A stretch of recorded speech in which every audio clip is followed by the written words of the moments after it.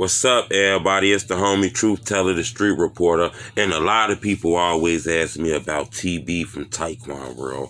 You know, a lot of people know I'm a street reporter, you know, like a drill historian. I've been studying the culture for a while. A lot of people always ask me about TB, you know. In my opinion, he was like a drill legend. You know, he does got videos on YouTube. Some, they even crossed 1 million views. So his name and his reputation kind of spread it across state lines, if you get what I'm saying. Plenty of documentaries, plenty of stories, plenty of blogs, vlogs, all kind of shit on the internet about him. You know, we don't know how true it is. We see the bad videos about how many bodies he got and he was the top killer and all kind of things like that.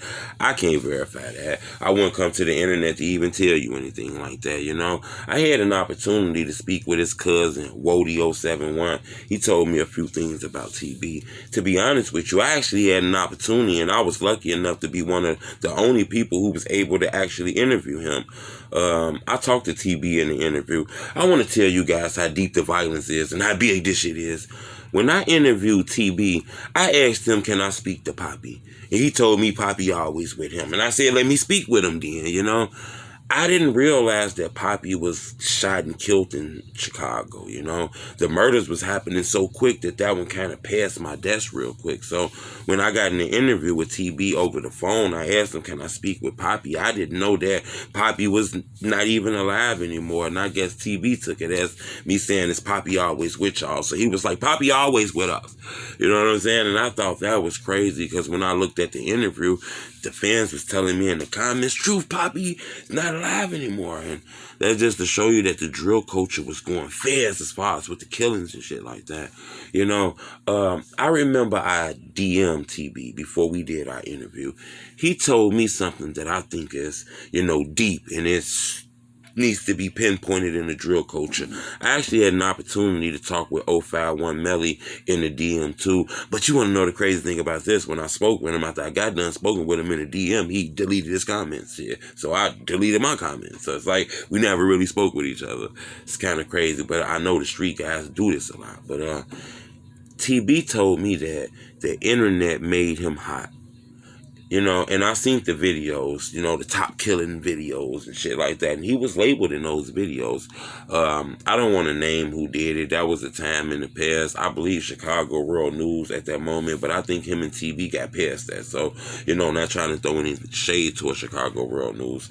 But what I'm saying is he said the internet made him hot. And to be honest with you, I totally agree with that because I also told him that I did not know who he was, and I only knew who he was through that blog, that vlog that labeled him as one of the toughest tough guys in Chicago. So, you know, his fame kind of rose very fast. All of a sudden, we started noticing him in the duck interviews and things like that, you know. So a lot of people ask me that. I always told people that I do believe the internet could have targeted him. I'm not saying the internet didn't just target everybody else, and I ain't saying that he didn't do things that could have targeted himself, you know. I'm just saying I do believe that the internet made him bigger than life, especially with the reputation that the internet gave him as being the assassin, you know. Crazy, you know. I wanted to share that with you guys. I'm going to be telling you guys a lot more stuff. You're not on my YouTube channel because it's a lot of stories. You know, I've been telling people to give me exclusive drill stories. I have a lot of exclusive drill stories that nobody never knows about. You know, I done talked to a lot of these artists and a lot of DMs and things like that. I won't expose anything personal, you know, too personal. But I think we're at a point in time right now where I think the culture needs to know a lot of these things. So I want to tell you guys something about King Von that a lot of people don't know. And I discovered this on my Instagram page years ago. Okay, so subscribe to my YouTube channel. I'm going to tell you something, you know, about King Von that involves another rapper who is no longer here.